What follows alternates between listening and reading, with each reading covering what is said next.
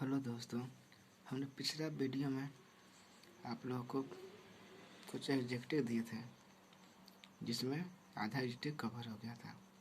अब 27वां एडजेक्टिव करेंगे। इलेक्ट्रॉन द्वारा मापा जाता है।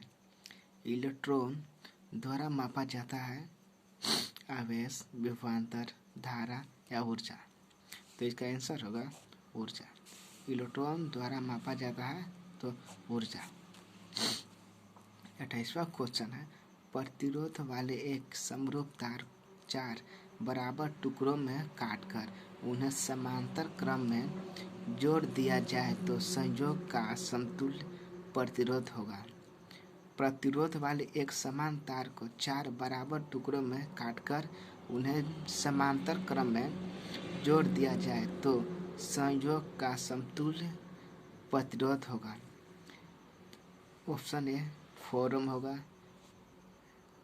या 1 ओम या 1/4 ओम या 1/16 ओम। तो ए गलत है, बी गलत है, सी गलत है। राइट डी आंसर होगा 1/16 ओम। 29वां क्वेश्चन है, विद्युत परिपथ की शक्ति होती है।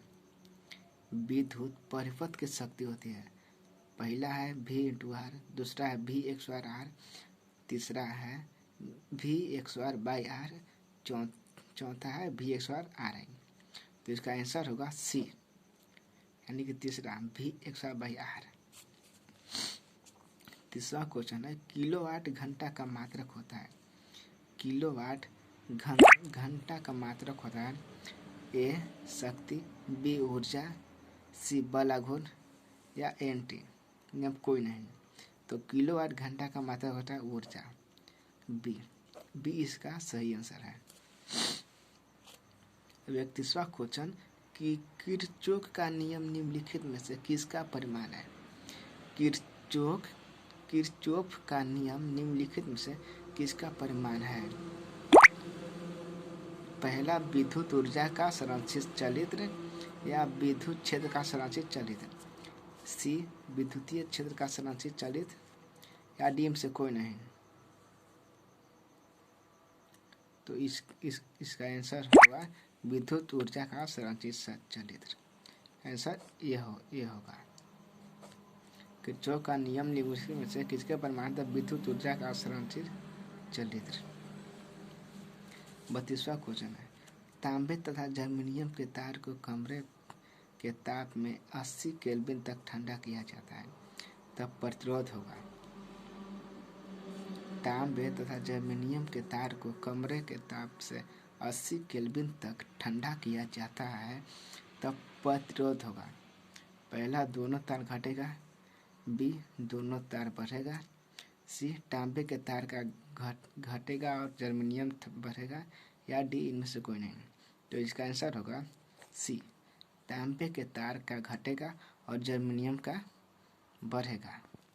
33वां क्वेश्चन है, विद्युत वाहक बल का बीमा होता है। विद्युत वाहक बल का बीमा होता है MLT/XR या T-XR। MLT/XR, I/XR माइनस या T-XR। सी है MLT-2XR या डी MLT/XR, I इनवर्स और T-Q। इसका आंसर होगा D MLT/XR, I inverse T-Q। 34 question है, जब कोई इलेक्ट्रॉन समविभवित क्षेत्र में एक बिंदु से दूसरे बिंदु तक जाता है तो कार्य होता है। जब कोई इलेक्ट्रॉन समविभवित क्षेत्र में एक बिंदु से दूसरे बिंदु पर जाता है तो कार्य होता है।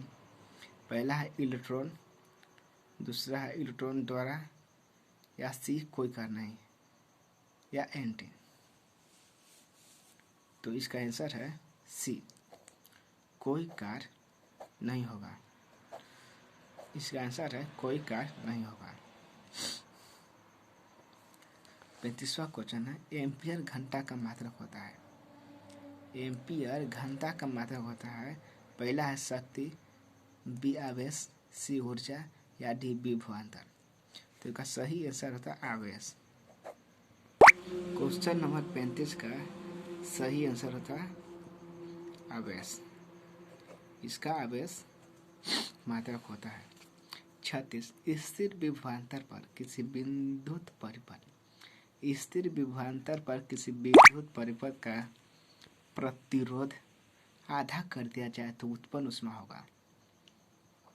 इसका आंसर कह रहा है स्थिर विभवांतर पर किसी विद्युत परिपथ का प्रतिरोध आधा कर दिया जाए तो उत्पन्न ऊष्मा होगा। पहला है आधा होगा, या दूसरा है दोगुना, या तीसरा है चौगुना, या डी स्थिर। तो इसका आंसर होगा दोगुना। आधा कर दी जाए तो इसका उत्पन्न ऊष्मा होगा दोगुना। 37वां क्वेश्चन है विशिष्ट प्रतिरोधका का बीमा होती है। विशिष्ट प्रतिरोधका का बीमा होती है। इसका सही आंसर होता है ए है। का सही आंसर ए होगा। 38वां क्वेश्चन है विभवमापी के तार की लंबाई बढ़ा देने से, विभवमापी के तार की लंबाई बढ़ा देने से समतुल्य बिंदु प्राप्त होता है। पहला है कम लंबाई, दूसरा है अधिक लंबाई, या तीसरा है उतना ही लंबाई, या डी नहीं। तो इसका आंसर होगा बी। इसका आंसर बी होगा, अधिक लंबाई। 39 क्वेश्चन है व्हीटस्टोन ब्रिज से मापा जाता है। VPI क्वेश्चन है दोस्तों, हम कितना करवाना सब VPI ही है। व्हीटस्टोन ब्रिज से मापा जाता है। पहला है उच्च प्रतिरोध, या उच्च तथा निम्न प्रतिरोध, या निम्न प्रतिरोध। मापा जाता है। इसका आंसर होगा बी, उच्च तथा निम्न प्रतिरोध। 40वां क्वेश्चन है आपको 3 प्रतिरोध दिए गए हैं, इनमें संयोग से न्यूनतम प्रतिरोध प्राप्त किया जाता है।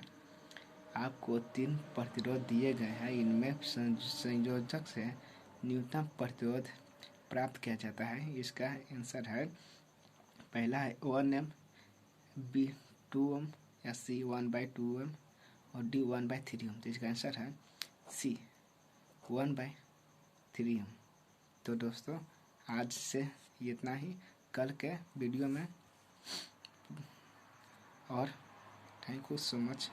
मेरे चैनल को सब्सक्राइब जरूर कीजिएगा।